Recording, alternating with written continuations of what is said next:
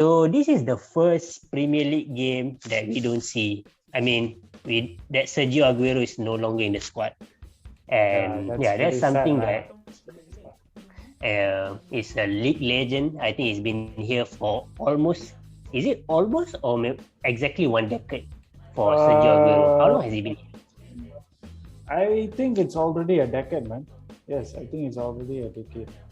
Because if you remember the most classic goal that he scored against QPR, that was like, I think 2010 or 2012. 2012. Almost a decade. Yeah, I remember he also scored a pre-season goal against Malaysia. I think it was right after if you remember, they came to Malaysia in 2012. They won 3-1. Sergio Aguero was one of the goal scorers, followed by Carlos Tevez. I can't remember who's the other guy, but it was a pretty engaging game. Okay, but I'm not going to go further into that. Malaysia was a totally different team at that time. So anyways, we wouldn't go much into that, and Malaysian fans will get angry. Yeah. Okay, so and also we have a surprise inclusion in the squad. We have Jack Grealish. Yeah. One of the English prospects.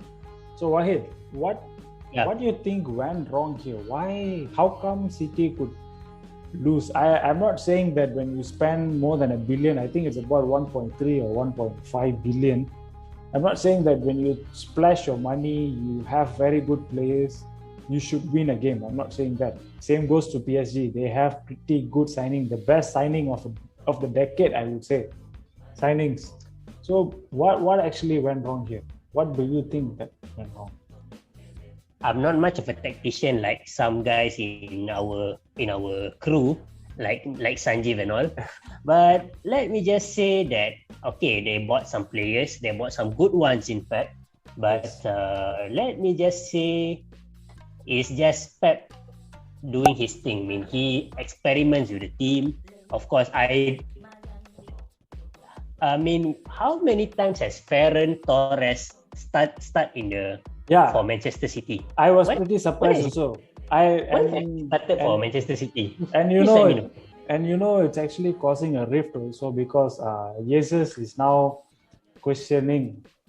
Aguero is not there, so by default he should be the main striker, but then Ferran Torres is being preferred.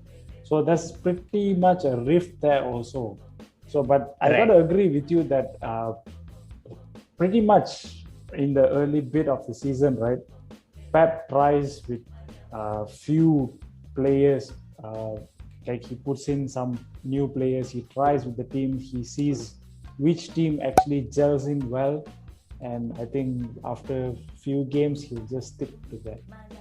Maybe that's what is happening.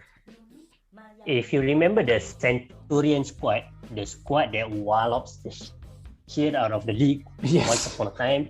Yes. You remember that squad did not start with a win actually. I think they had a draw. They drew with Everton once, and at some point we thought, well, what is Pep Guardiola doing with this? He signed Leroy Sané. Yeah, exactly. No, that was before.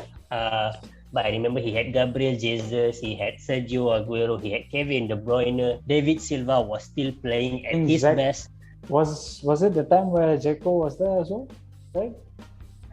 No. He's in AS Roma at that time. It was before that. No. Centurion is 17 and 18. The one where they scored 100 points. It's 100 points, right?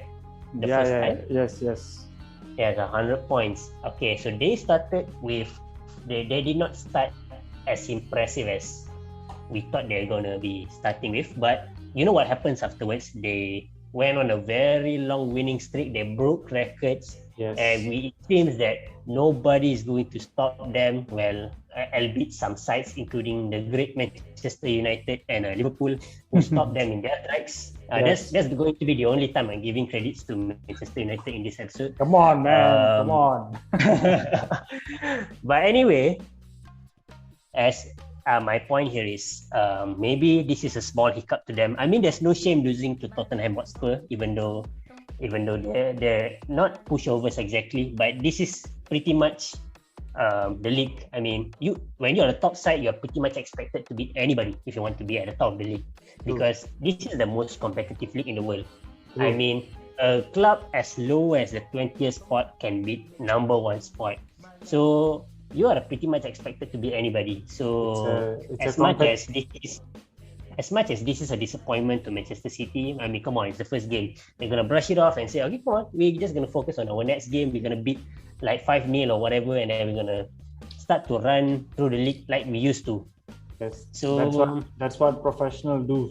That's what professionals do. But my talking point out of this game is perhaps might be some slight mishap from Pep Guardiola. He's trying to test out new players. Maybe he's bringing Jack Grealish in the squad and Ferran Torres over Gabriel Jesus was wow. I don't know what this guy is thinking, man. But to me, maybe he's testing out I mean, he wants to give this guy confidence because maybe he is expected to lead the squad. I mean, he is expected to lead the front line for the team. I'm not sure what plans he has for Gabriel Jesus. I'm not so sure.